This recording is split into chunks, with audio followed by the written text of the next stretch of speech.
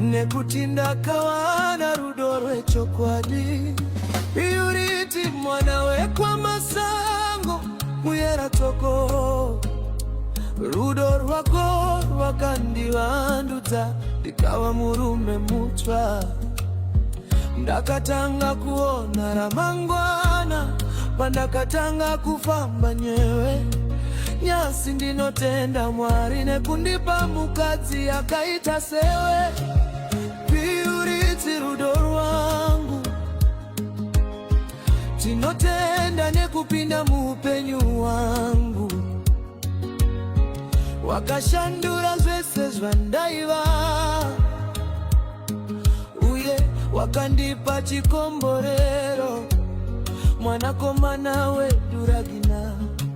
mukomana akanaka wandinodada naye mhuri yedu yakazadzwa nerudo tinongoti Mwari tinotenda nerudo rwamakaisa